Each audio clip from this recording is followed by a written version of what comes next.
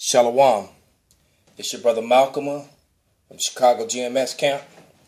I'd like to start off first by saying all praises, glory, and honor be unto Yahweh by Hashem Yahweh Shai. Double honors unto the apostles of GMS. And salutations to the Akim on the four corners of the earth that are doing this work in truth and sincerity.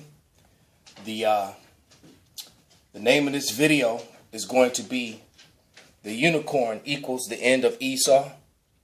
The image that you're looking at is one of the images from the Voronet Monastery in Romania that was completed in 1488. All right. The Renaissance went into full effect in 1492 when Cristobal Colon, known to the world as Christopher Columbus, sailed. All right. Which you can connect the holiday of Thanksgiving directly to in so many words, because of through Cristobal Colon, the Edomites got dominion over the northern kingdom, over the Americas and the islands, and eventually the Native Americans, so-called, who are the biblical Gadites, and they give thanks for it. So thanks, so amongst us we call it Thanksgiving, okay? Because when you look up the real history, of Thanksgiving, it's actually a very violent history. You can just go on YouTube and just put in the truth behind Thanksgiving and watch all the videos that pop up about all the murder, the deliberate murder and torture of the inhabitants of the land, and how the so-called white man, via the pilgrims and the explorers, or what they call them, the pilgrims, the things that they did. But anyway, let's go straight to the scripture about the unicorn, which is in the book of Psalms, the 19th chapter. And I'm just going to read through it pretty quickly here. Okay?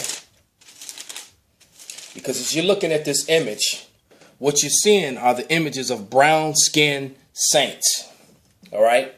That one particularly being a woman, and the one that you can barely see, if I can get it in frame, is the image of an angel, of a male angel.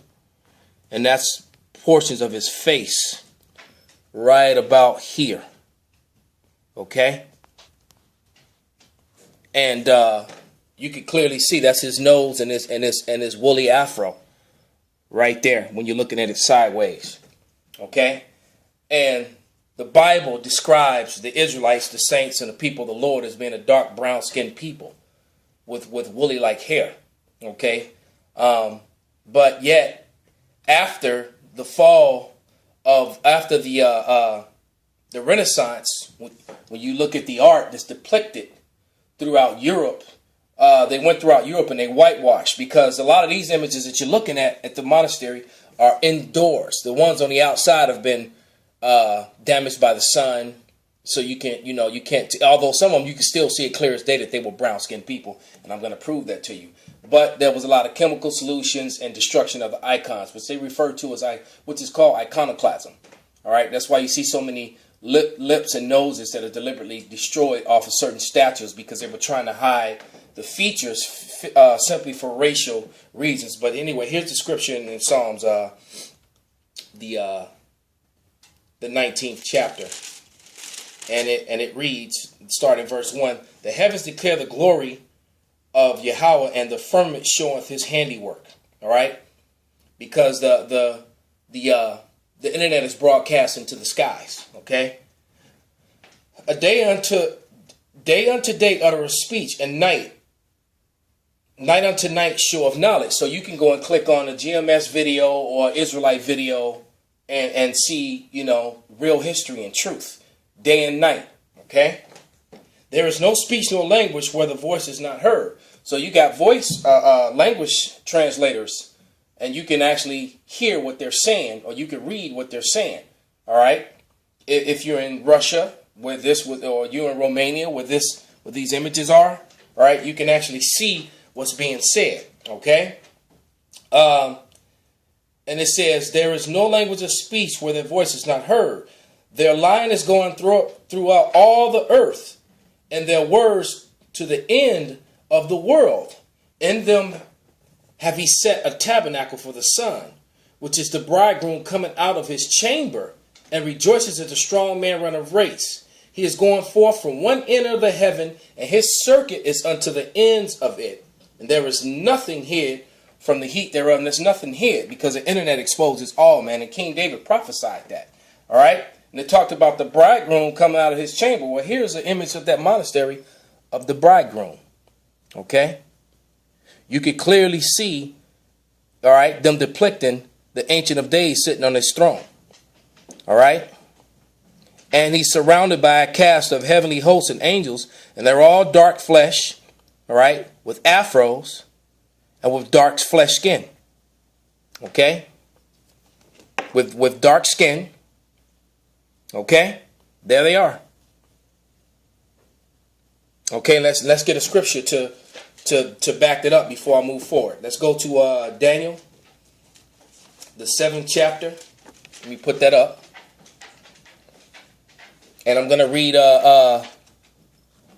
verse 9. It says, "Behold, to the thrones were cast down, and the Ancient of Days did sit, whose garment was as white as snow, and his hair of his head like the pure wool.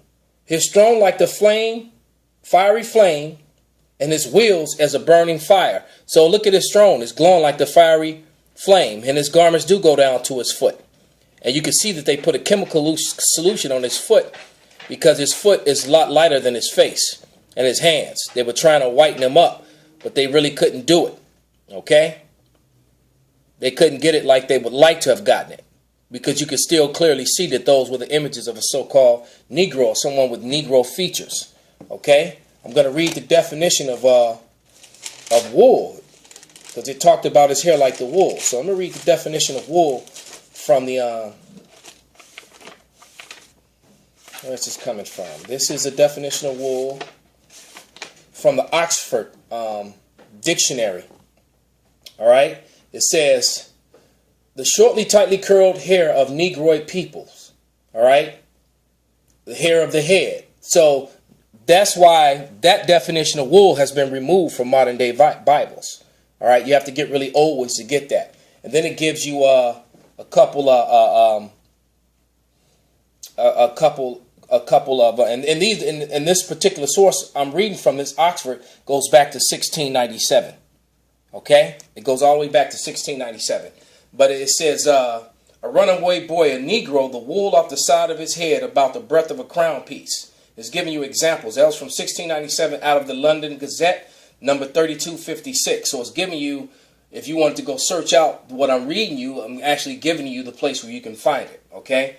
The next one is from the 1730 South Hall Bugs. I'm assuming South Hall, the Bug 6. That was a newspaper, I'm going to assume. It says, meeting with the uncommon Negro, the hair, or rather the wool on his head. So when it says the woolly hair, his hair like the pure sheep wool, it's talking about woolly in texture.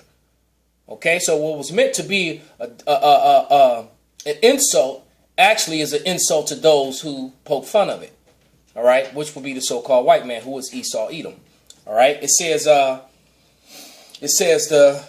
wool on his head, beard, and breast being white as snow. Sounds kind of like Revelation, which we're going to read, right, as I put that image back up. It says next one is from 1767, Carteret and Hawks of Voy, 1733. The people are woolly-headed like Negroes. The hair, or rather the wool upon their heads, was very abundantly powdered. All right? You know what? That's enough on that. That's more, but that's enough. But let's put that up once again. All right? So this art prior to the Renaissance matches up with biblical writings and what was prophesied and written in the most accurate history book ever written, which is the Bible. Okay? Here's another one depicting Adam and Eve. You can clearly see that they are not pale-fleshed people. First of them dressed, all right, on this side, with Eve and Adam eating after they talked to the snake. And then on this side, you see them now that they know that they're naked, which they drew it that way or painted it that way. But it didn't mean they were necessarily naked in the way that they're saying. They're saying that they were exposed, meaning that the Lord knew what they had done. Okay? But they're both depicted as dark flesh people and not white people. Okay? Or so-called, white people. Let me get another scripture. This is one of my favorites. I bring it out often because it's so relevant to everything that's going on in the time that we're living in. All right, and this is 2nd Ezra, the 6th chapter, because basically this scripture could come out every time brothers go out to teach, because this is exactly what happened when the Israelites hit the highways and the byways and start teaching. All right, that revealing controversial truth comes out that they don't like, and then the truth all of a sudden becomes hate speech. Okay, this is 2nd Ezra 6, and start in verse 8. And he said unto me, from Abraham unto Isaac, when Jacob, wrong one. That's a good one though. No, I meant to read from 27 to 28. It says, for evil shall be put out and deceit shall be quenched. Okay, that's what we're witnessing. Okay, the deceit that Adam and Eve was white, because when you look at Renaissance or modern day art depicting these accounts, they always show them as Edomites, as so-called white people, red people, pale flesh people. Okay, so this deceit is being quenched. Verse 28, as faith it shall flourish, corruption shall be overcome, and the truth which have been so long without fruit shall be declared. We're declaring the truth here, man. All right, you can't get around this. Okay. Next scripture. I'm going to read Obadiah, 18th verse, because this one particular image is called the final judgment.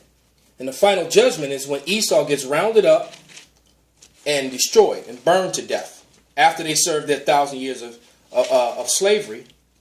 That is the judgment which has been pronounced on them. And I'm just going to quite frankly just read that scripture.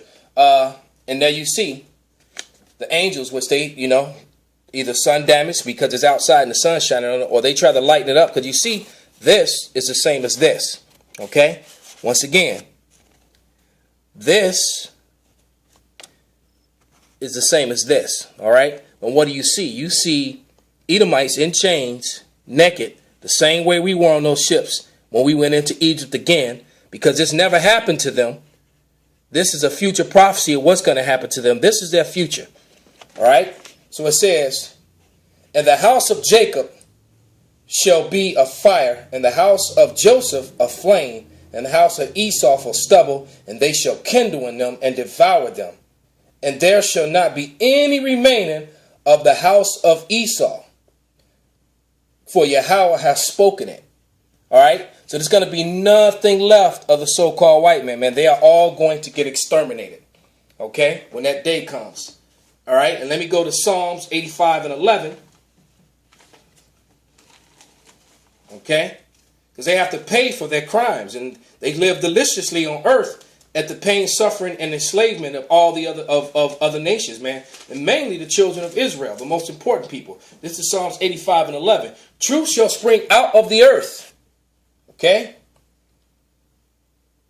and righteousness shall look down from heaven. So the truth is springing out of the earth, because the earth is bringing forth the art and the artifacts that prove what we say to be true, and that the so-called white man is a liar and a deceiver, which is what devil means. Hence the word, when we refer to them as the devil, because they will tell you in their cartoons, in their movies, in their books, in their publications, they'll show you images of white Adam and Eve. All right? They'll take whole races and turn them white, like the Egyptians and the Philistines, just to cover up their lies, man. That's why people are so confused now. All right? But these sorts of exposés, are on the unicorn, man. All right? Which is the internet, which Esau thought would make him wealthy and powerful, but yet it's being used to expose him. All right? These insidious past history, of how through murder, robbery, and deceit, they gained the whole world, man. Okay? All right? So let me read Sirach 10 and 8, and we're done here, man. I'm going to go to Sirach, the 10th chapter, the 8th verse. All right?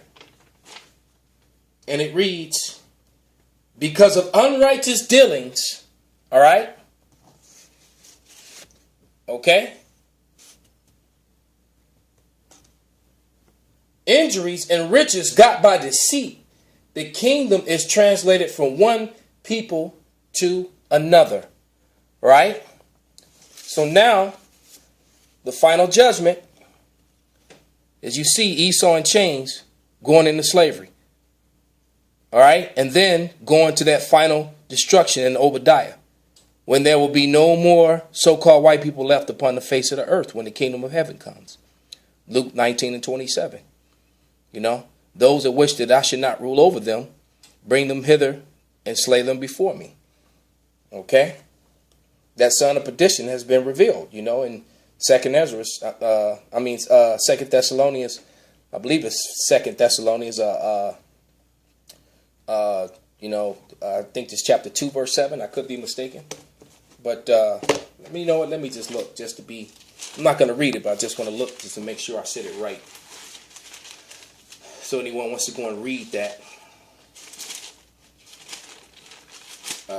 that they'll be on point. You know, I want to make sure I'm on point with it. I believe that's Second Thessalonians. Now that I spoke on it, let me just check.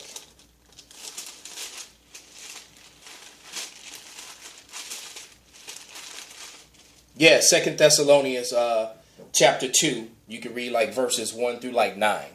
All right, and that's the son of perdition, because Esau is that son of perdition who's going into destruction, man. And with that, I'm going to say all praises, glory, and honor be unto Yahweh by GMSMaccaBeanSpirit. Double honors unto the apostles of GMS, the true elders and leaders of Israel on earth today. Salutations to you, Akim, who do this truth and sincerity, risking their lives in the freedom to do so. All right, to you, brothers, I say salutations and shalom.